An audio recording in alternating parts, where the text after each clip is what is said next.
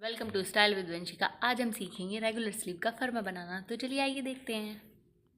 फर्मा बनाने के लिए हम सबसे पहले लेंगे एक कोई भी हार्ड पेपर। आप बास पेपर भी ले सकते हैं, कोई white paper, hard paper, chart paper ले सकते हैं। न्यूज़पेपर आप इस फर्मे की कटिंग नहीं करेंगे क्योंकि ये फर्मा हमें काफ़ी लॉन्ग टाइम तक चाहिएगा और न्यूज़पेपर का एक दो बार के यूज़ में ही ख़राब हो जाएगा। तो सबसे पहले हम एक स्केल लेंगे, उससे एक स्ट्रेट लाइन ड्रॉ कर लेंगे, जो कि हम हमेशा हर गारमेंट में करते हैं। तो ये हम स्लीव का फर्मा के लिए स्ट्रेट लाइन ड्रॉ कर लेते हैं। स्ट्रेट लाइन ड्रॉ करने के बाद हम 9 इंच पर एक मार्क लगाएंगे। आपको ये नहीं देखना कि क्या मेज़रमेंट ले रहा है कितना, जैसे जैसे मैं करती जा रही हूँ सेम वैसे करना है। 9 इंच पर एक निशान लगा लेंगे इस तरीके से। फिर हम इसकी लेंथ का मार्क लगाएंगे। आप 10 इंच पर भी निशान लगा सकते हैं और 11 इंच पर भी, आप अपनी चॉइस है। मैं 11 इंच पर निशान लगा रही हूँ एक, और यहाँ से भी एक स्ट्रेट लाइन ड्रॉ कर लेते हैं।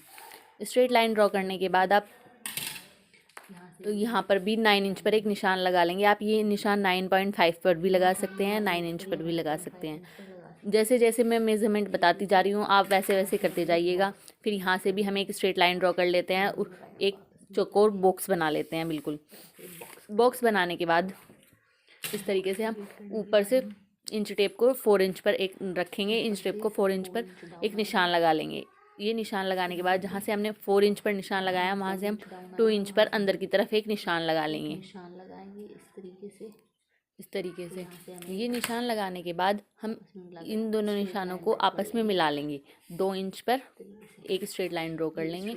ये स्ट्रेट लाइन ड्रॉ करने के बाद हम स्केल को लेकर एक क्रॉस लाइन ड्रॉ कर लेंगे लेंथ से, जहाँ पर हमने 4 इंच डाउन किया है वहाँ तक।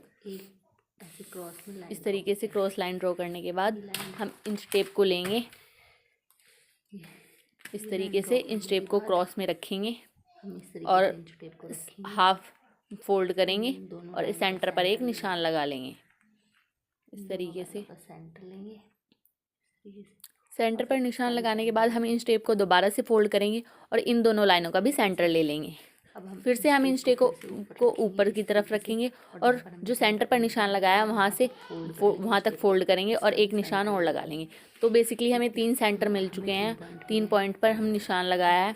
अब हम जो फर्स्ट पॉइंट है उस पर हाफ इंच बाहर की तरफ जाएंगे, इस तरीके से वहाँ पर एक निशान लगा लेंगे। अब जो हमारा थर्ड पॉइंट है उससे हाफ इंच अंदर की तरफ आएंगे, एक निशान लगा लेंगे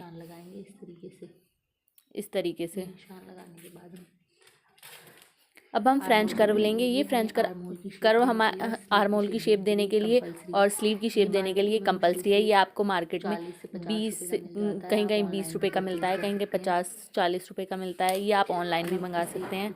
इसे इस तरीके से रखेंगे। इसे सेट करने के लिए सबसे पहले यहाँ पर ऊपर से सबसे पहले हम भूल गई। सबसे पहले हम 0.5 इंच पर और 0.75 पर एक निशान लगा लेंगे।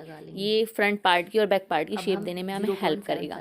हम आर्म होल शेपर को सबसे पहले 0.75 जहाँ पर हमने निशान लगाया वहाँ तक मिलाएंगे और इस तरीके से शेप दे लेंगे। इस तरीके से हम शेप ये शेप इस तरीके से देने के बाद हम अभी से आर्म होल शेपर को उल्टा करेंगे, घुमा कर रखेंगे जिस तरीके से मैंने किया है सेम इसी तरीके से, और इसको इस तरीके से सेट कर लेंगे। जहाँ पर हमारा हाफ इंच का थर्ड पॉइंट पर निशान है उससे मिलाकर इस तरीके से सेट कर लेंगे अच्छे से। हमारा जहाँ पर हमने 2 इंच पर एक निशान लगाया था वहाँ पर ओनली 0.25 या हाफ इंच जितना बाहर जाना चाहिए, इससे ज़्यादा नहीं। ये हमारी परफेक्ट शेप आएगी। इस तरीके से हम मिला लेंगे। ये शेप हमारी बैक पार्ट की शेप ड्रॉ हो चुकी है। ये हमारी इसके बाद मैं लिख भी देती हूँ यहाँ पे, ये हमारी बैक पार्ट की शेप है। ये हमारी बैक पार्ट की इस तरीके से अब हम फ्रंट पार्ट की शेप ड्रॉ करेंगे। फ्रंट पार्ट की शेप ड्रॉ करने के लिए हम जहाँ पे हमने सेंटर लिया था सेंटर से हाफ इंच अंदर की तरफ आएंगे, हाफ इंच अंदर की तरफ एक निशान लगाएंगे इस तरीके से। हाफ इंच अंदर की तरफ आने के बाद हम इस तरीके से आर्म होल शेपर को 0.5 वाले निशान से मिलाकर हाफ इंच वाले निशान तक मिलाएंगे और इस तरीके से शेप ड्रॉ कर लेंगे। मैं दूसरे पेन से दिखा देती हूँ, नहीं तो आप कंफ्यूज हो जाएंगे। इस तरीके से हम यहाँ से शेप ड्रॉ कर लेंगे, कर्व देंगे। ये दिख रहा है। और सेकेंड हम फिर इसे ये उल्टा शेप घुमा फिर लेना। हम पहले आर्म होल यहाँ शेपर को पर उल्टा शेप ऐसे करेंगे थी, इस अब तरीके हम से, इसे उल्टा और ये हम घुमाएंगे। यहाँ से इसे उल्टा करने के बाद नीचे की साइड की भी शेप ड्रॉ कर सेट लेंगे, बिल्कुल करेंगे। एग्जैक्ट इस तरीके से इन आर्म होल शेपर को फिक्स करके हम शेप ड्रॉ कर लेंगे।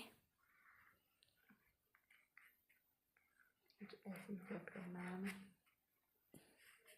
ये बना रहा है इस तरीके ये से। अब हमारी फ्रंट पार्ट की शेप ड्रॉ हो चुकी है। ये हमारी फ्रंट पार्ट की शेप ड्रॉ हो चुकी है।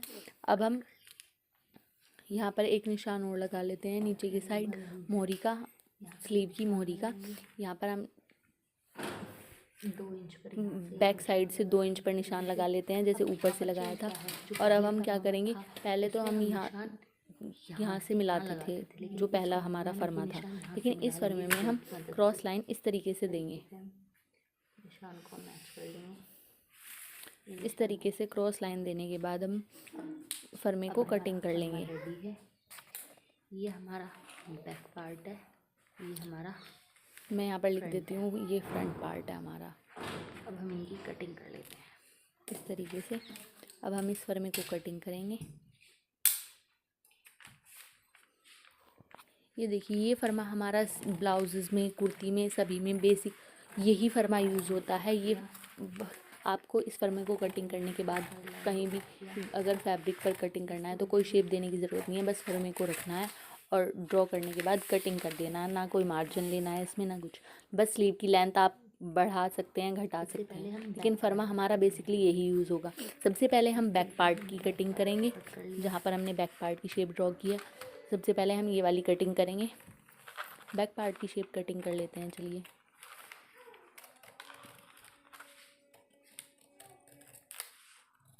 ये वीडियो पता नहीं बार बार ब्लर हो रहा है। पार्ट कट हो चुका है। अब हम बैक पार्ट की कटिंग करने के बाद हम फ्रंट पार्ट की कटिंग करेंगे इस तरीके से। फ्रंट पार्ट की कटिंग आप खोल कर करना, क्योंकि कई बार ऐसा होता है हम फ्रंट के साथ बैक की भी कटिंग कर देते हैं। तो इस तरीके से हम फ्रंट पार्ट की कटिंग कर ले।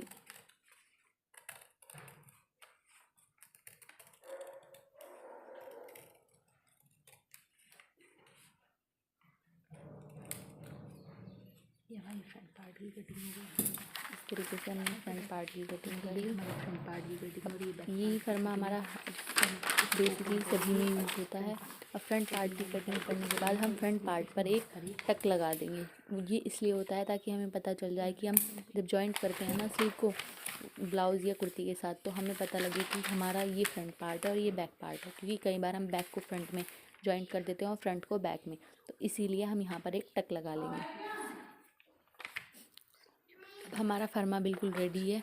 ये इस फर्मा से अगर हम स्लीव को ड्रॉ करते हैं तो हमारी स्लीव की फिटिंग और फिनिशिंग बहुत अच्छी आती है।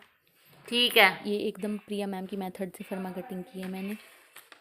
वीडियो अच्छा लगा हो तो लाइक करें, शेयर करें एंड चैनल को ज़्यादा से ज़्यादा सब्सक्राइब करें। Thanks for watching. Bye bye.